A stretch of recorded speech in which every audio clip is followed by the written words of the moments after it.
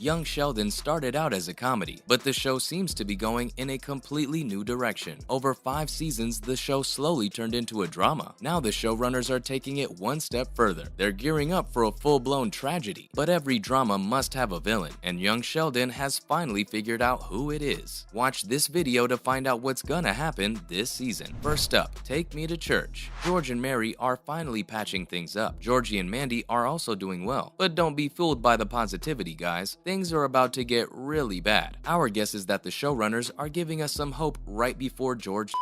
Is it too late to switch back to comedy, guys? Because we don't think we'll be able to handle this. At the same time, the next episode is also going to have a big reveal. While there have been minor villains along the way, episode 8, titled Legalese and the Whole Hoo-Ha, is going to reveal the major villain of the show. It's going to be none other than Pastor Jeff and the whole Medford Baptist Church. No wonder Sheldon grows up to hate the church. Meemaw had been making money from the gambling room behind the laundromat. She now expanded the video store and opened a secret poker room as well. While the cash was much needed, Pastor Jeff is not happy. He's angry about Meemaw selling suggestive content at her store, and he has threatened them already, though we don't know what he'll do next. The stage is set for the church to mess up the lives of the Coopers. The church already fired Mary, so things have been tense for a while, but we can't wait to see what devilish antics the pastor will get up to in season 6. Our guess is nothing good at all. Next up, say hello to my little friend. Young Sheldon has had a bunch of minor villains so far. Each of them created their own brand of mayhem and made the Coopers more miserable. The first villain was none other than Brenda Sparks. Brenda was their neighbor, who was always annoyed and mean for no reason. Basically, she gave Sheldon major Karen vibes. Eventually, though, she got friendly with the Coopers. Then she got too friendly with George after divorcing her husband. Though the affair hasn't happened yet, we're sure we have not seen the last of Brenda. Another minor bad guy was Dr. Grant Linkletter. He was obsessed with Meemaw and did everything he can to ruin her relationship with Dr. John Sturgis.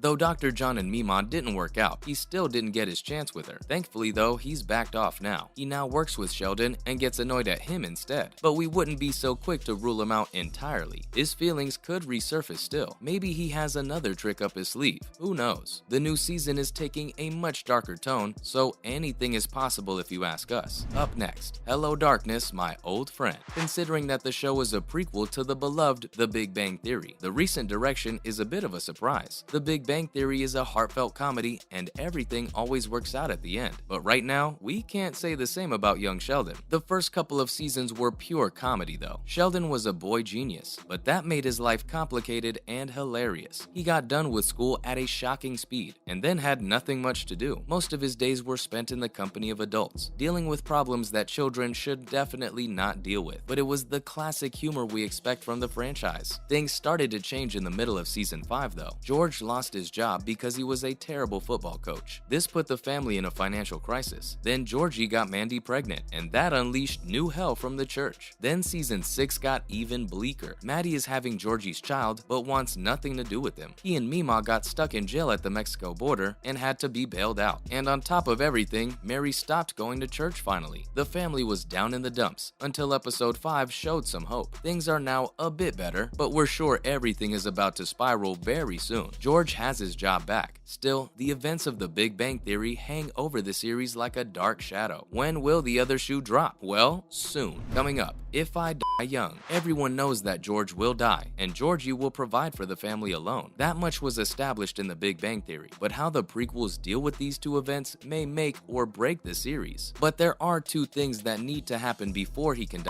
First, he needs to have an affair with Brenda. We thought this was around the corner, but after they patched things up with Mary, we don't think it'll happen soon. So there's some time. That's a bit comforting. The second thing is that Mandy has to be out of the picture. We know that Georgie takes care of everyone on his own, so Mandy has to leave before George. Otherwise, she may pity the Coopers and choose to stay. Right now, things are getting better between the two. So again, we think it's still some time before George does. But we don't think that's necessarily good news. When the Coopers were a mess, George's death may have pulled them together. It may have been the glue to make them stick together. But now, things are looking happy. In this context, his can break the entire family. It will wreck them and make the show infinitely sadder. You see what we mean? The showrunners are going full speed ahead on their plan to break our hearts. But that's just the tip of the iceberg when it comes to George. The show has already messed up his portrayal big time. Also, eeny, meeny, miny, mo. The prequel contradicts the main show in a lot of ways. Mostly it's just throwaway lines, but there's one glaring contradiction that fans aren't happy about. The problem is once again George. In The Big Bang Theory, Sheldon painted George as a lazy, drunk, uninterested father. He told many stories about him being basically a deadbeat. So we were all surprised when young Sheldon showed him as a hardworking and devoted man. He was flawed, don't get us wrong, but he was a lot more positive than we expected. That already angered many fans of the original show, but it was about to get much worse. Basically, the one thing Papa Cooper is always worried about is money. He's very serious about providing for the family, but then Sheldon starts a database that could potentially make them all rich, and his dad is uninterested? Pardon us, but that simply makes no sense. He convinces Sheldon not to take the legal side of things too seriously, and totally doesn't care about Sheldon's business at all. We're sorry, but what the